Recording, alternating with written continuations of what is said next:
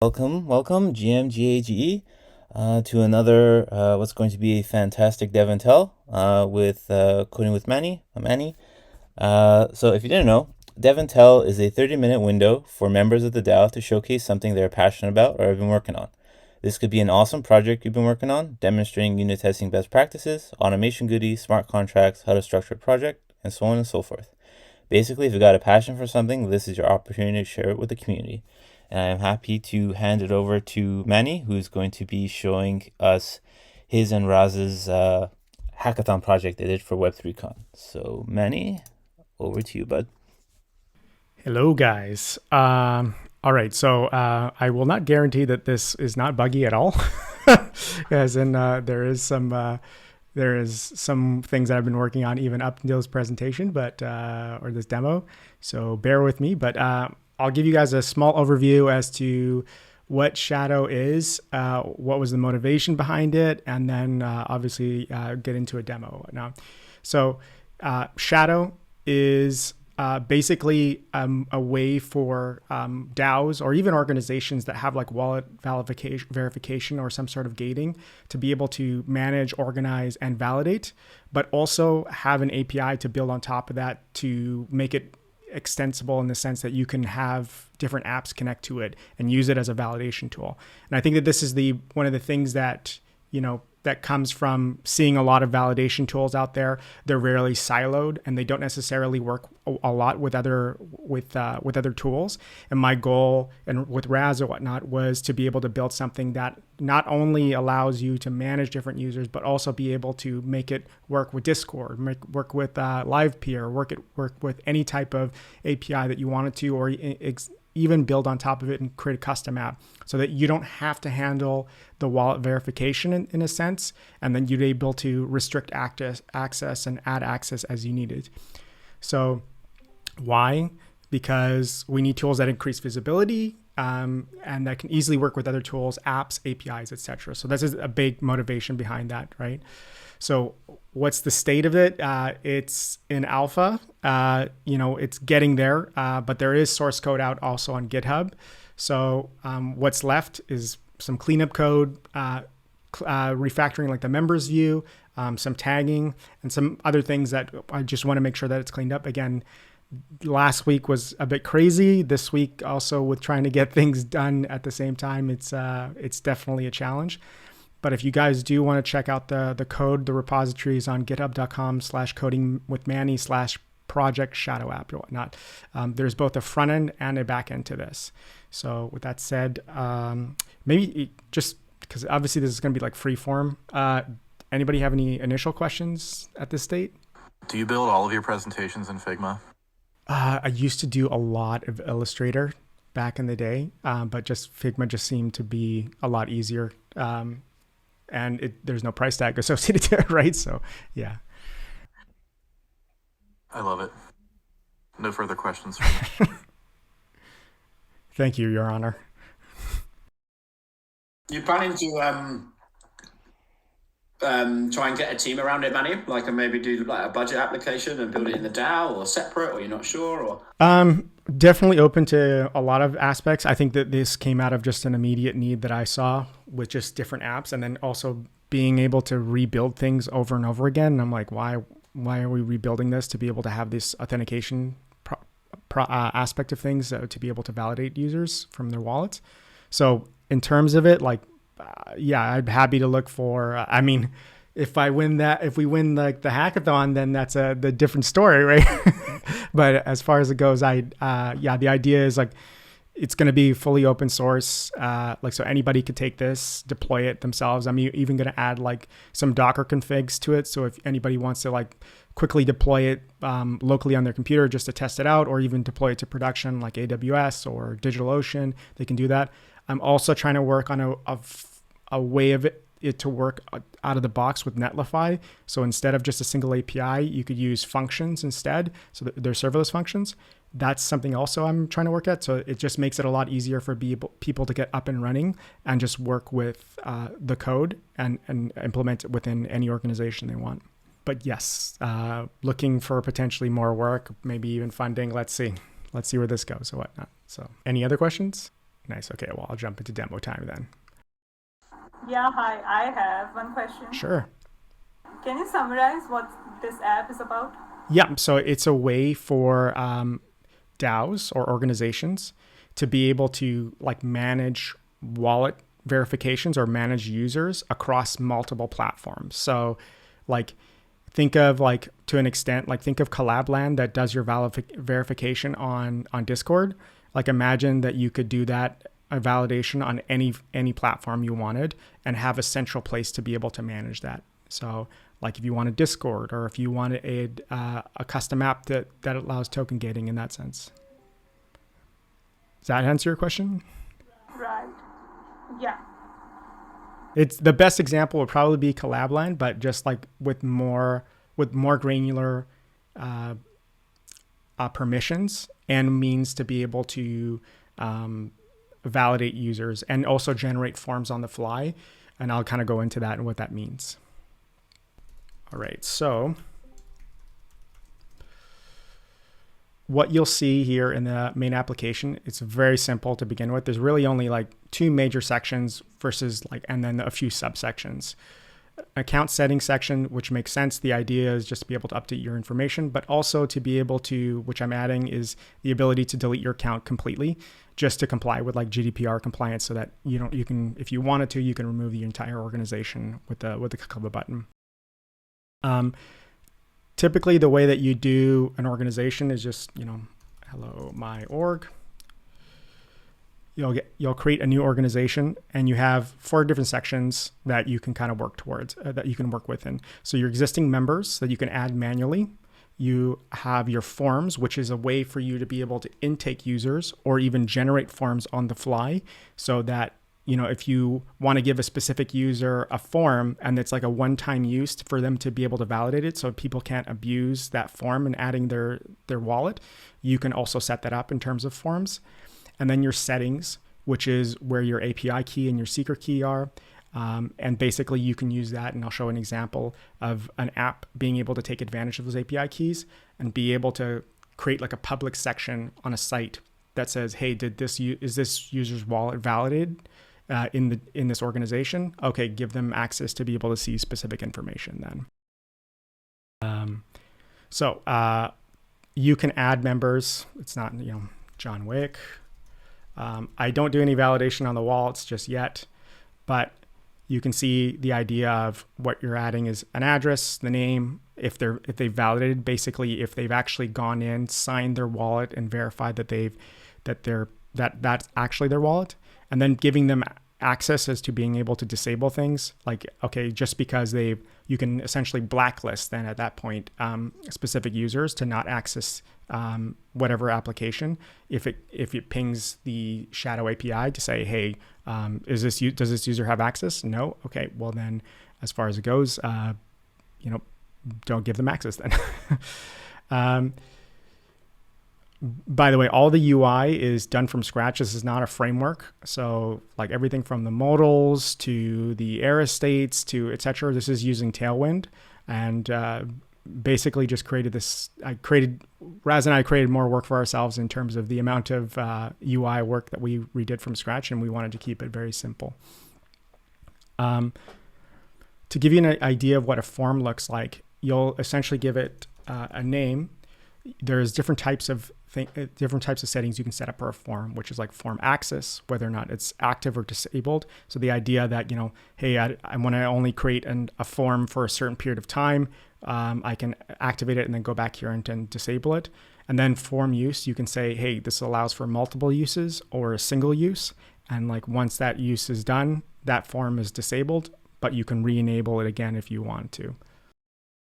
And then obviously the search functionality of being able to see different forms and deleting things, etc. Like all that's kind of built in to be able to make sure that that you can go in and manage your forms essentially. So that is like the forms and member side of things. So I'll jump over to what it would be like if a user were to register themselves. So let's say in this organization, there's no user that's set up. So what I'm going to do is I'm going to create a form that will allow a specific user to have a single use. So this one is active and there's a single use. And you'll notice that there's a form verification URL. So I can take that form and share it with a user, and they would be able to verify their address. So here I'm going to go to this URL, go to MetaMask, and this does announce the same standards of signing with Ethereum. So it'll prompt me for my specific address. I'll sign it, and it says it's verified. And then what's interesting is that because we said this was a single use, this should not load again because it says the form is not found anymore. So basically, anytime that we make a request, any type of form, it won't be found because it was only a one-time use. Okay. We can also then see, and let me just refresh this or whatnot into the forms, that single use was disabled and now it can no longer be used. We can activate it again, and then under members, we should have seen the user, but okay, maybe that's a bug. I believe it's under, I need to go back in terms of the organization again. But the idea is that it should happen within the same, I think I have the wrong API point, but you'll see the actual user come through, and I think the address was, for this one, 3C33F, which is this one. So they're validated, but you can say their access is disabled, essentially. So you can give them access to other pages, and it's not necessarily working right now, but as far as it goes, we have this idea of, orgs? There's a public orgs page, but for users to be able to sign in, I can't remember, but it's not necessarily working right now, but to be able to go in and see all the members as well. So you can make that's where this comes in, where you can make it public or private. So if you want it to be public, you can make it the site accessible to anybody to be able to access that and see who's in the DAO, or you can make it private where you require a user to be able to sign in with their wallet to be able to see who is all within the organization, basically. That's the sample of the app in terms of how simplified it is, but it allows you to really just manage different users. I'm going to pause right here because there's another aspect, which is the API, which I'm going to go into, but did anybody have any questions so far with the app? So for an organization, is it open for basically anybody to spin up their own organization, or is your idea that that particular tier would cost people like X amount of whatever to be able to create organizations? You mean like an actual pricing model for like an actual SaaS product? Yeah.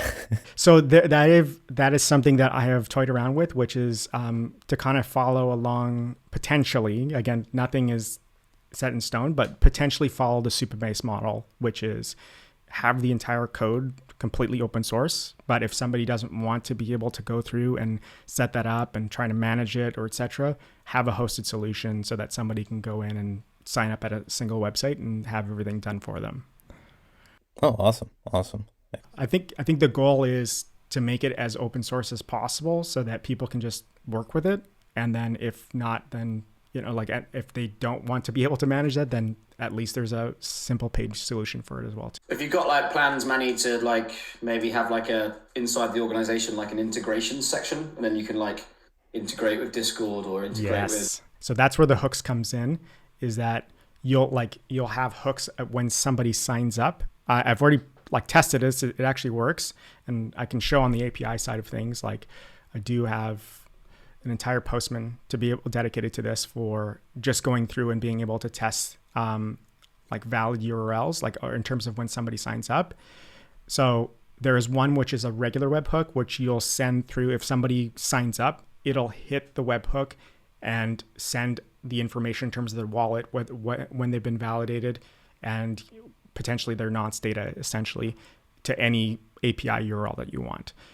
There is the integration that I want to add for Discord. There's the integration I want to add for Telegram and for Signal. So that way, because all these are webhooks essentially on the time of sign up. As far as it goes, I'll be adding more and more webhooks to be able to allow for validation, the same way that you would do essentially for Collabland. Nice. I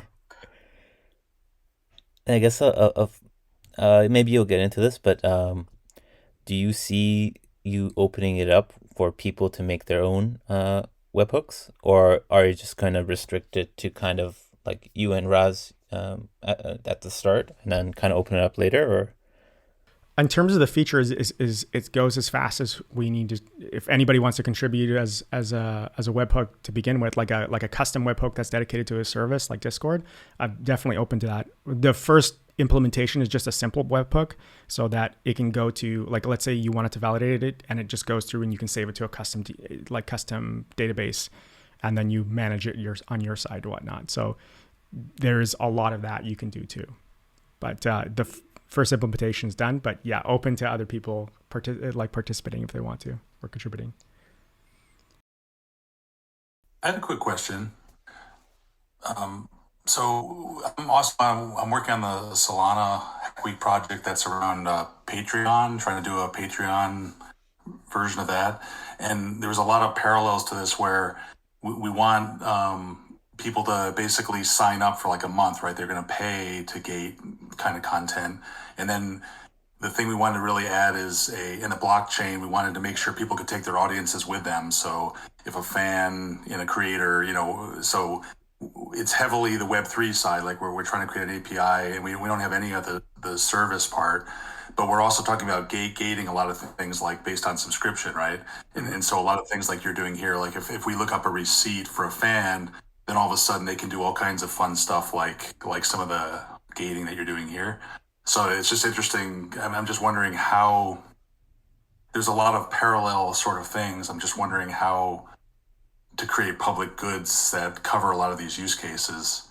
Because you obviously have a really cool management interface that we don't even have, but then we're also trying to make sure stuff's on the blockchain so that people could take their own UI and do their own pieces with it, with their fans. Yeah. So the nice thing about this is like the app is separated as a single page application and an API. So if you wanted to deploy the API and create your own custom like UI to this, you can fully do that, which is like everything's there. And I'll be releasing like the Postman request as well if you wanted to.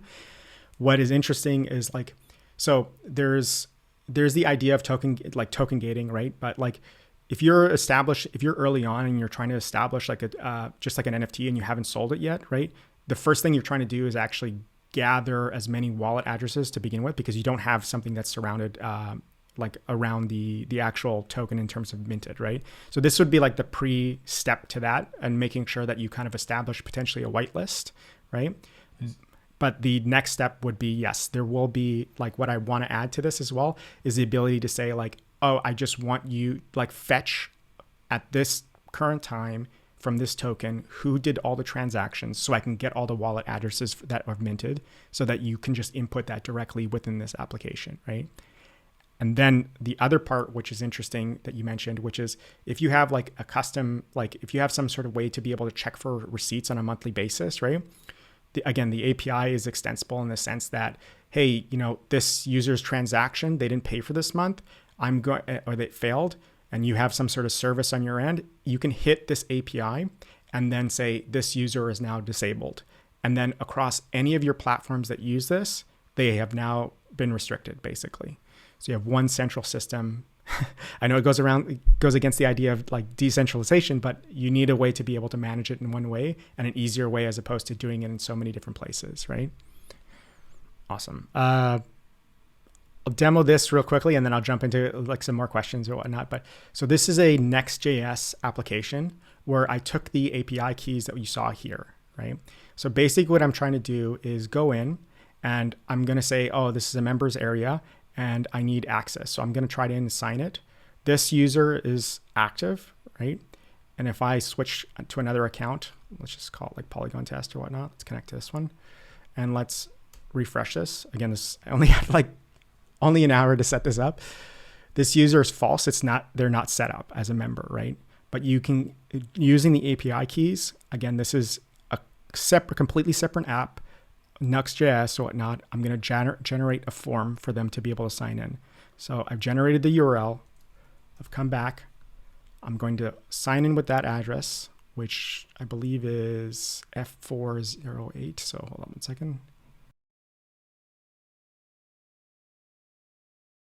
connect that, verify. It's going to go through that signature part. And obviously it's going to work. Live demos, baby. Oh yeah, you again. Bear with me on some of this stuff. Oh, great. Okay. But the idea is that it does go through, and then you're able to actually check on this side going into your wallet. It does verify. Another user that I tried was my original user.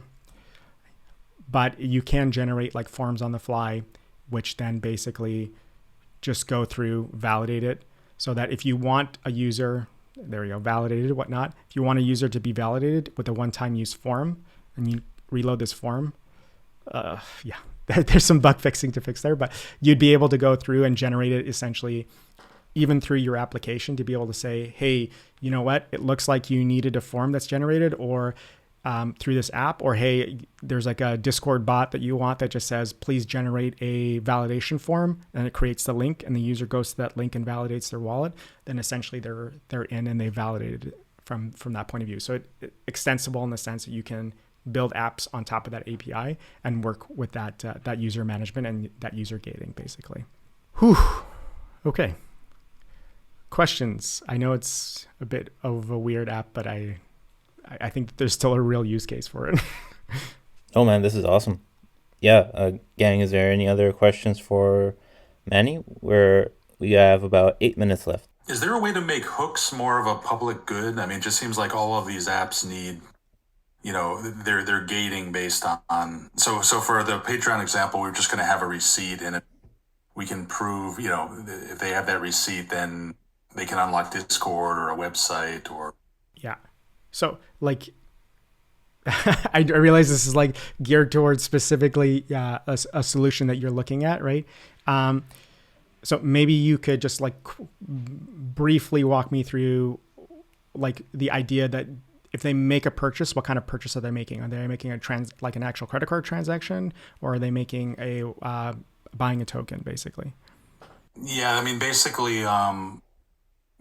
just getting like we're just throwing on the blockchain a receipt, and it just shows what it's more like a subscription type thing. So they get like a month of content at a time.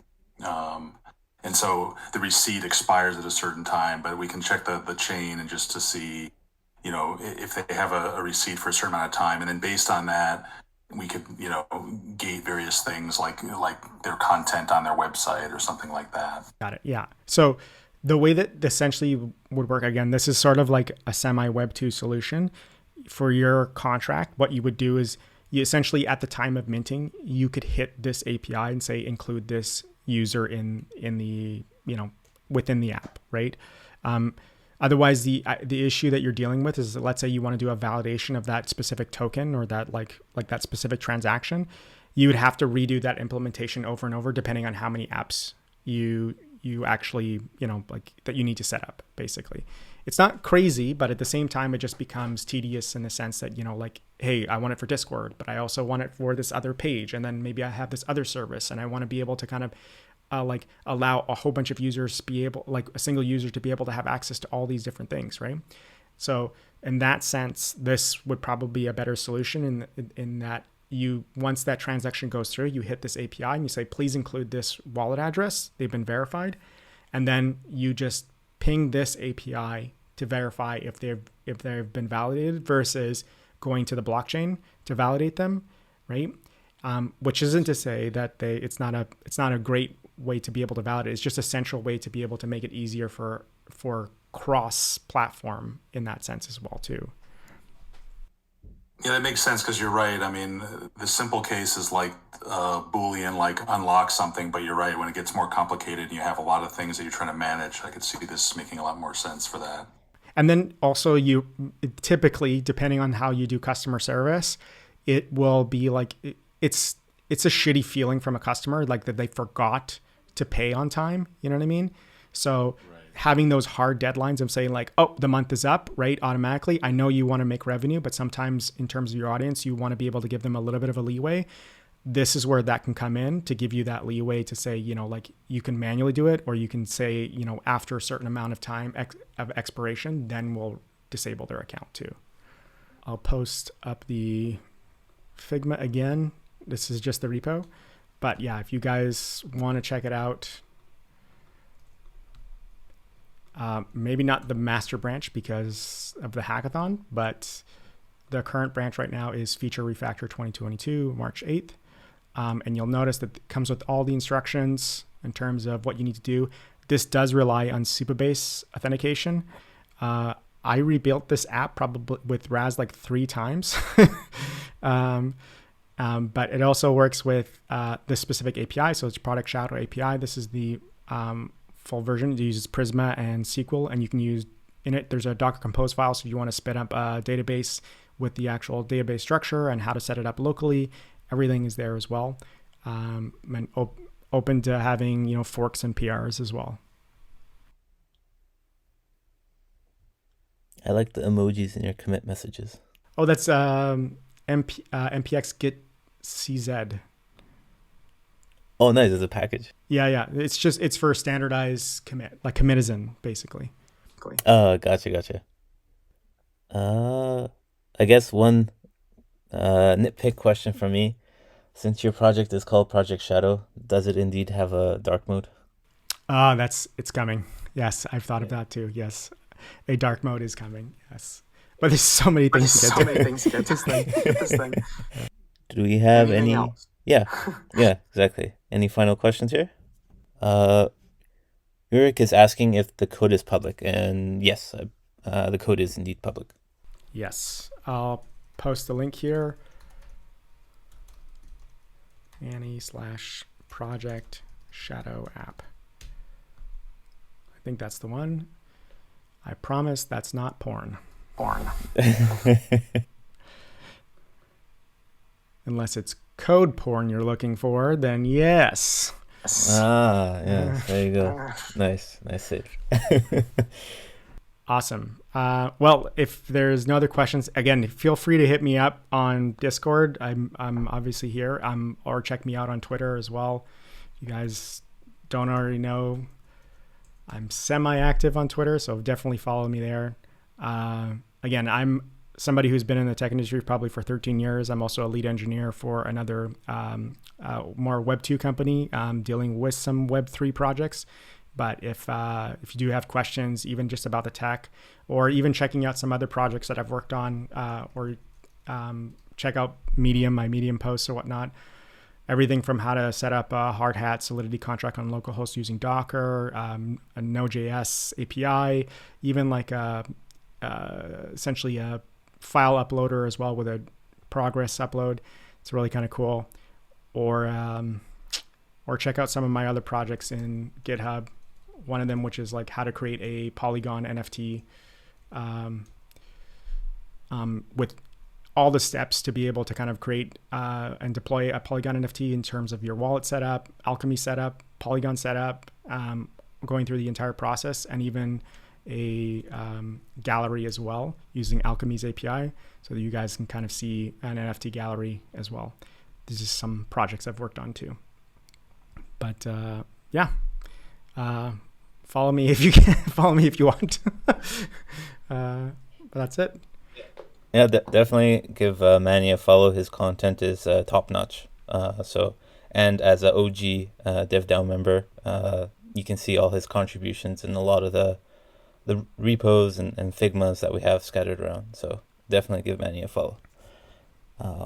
And with that, I guess today's DevNTell is concluded. Thank you again, Manny. Really appreciate you coming on, showing all this hard work. I'm really excited to see where this goes. For all our attendees today, there is a POAP that I will share the link to very shortly after this. And Manny, there's also a special speaker POAP for you that I will DM. Ooh, nice. Yeah, get some POAPs. But yes, I'm wishing everybody a very great rest of their days, a great weekend, and we will see you back here next week. Yeah. All right. With that, I will stop the recording.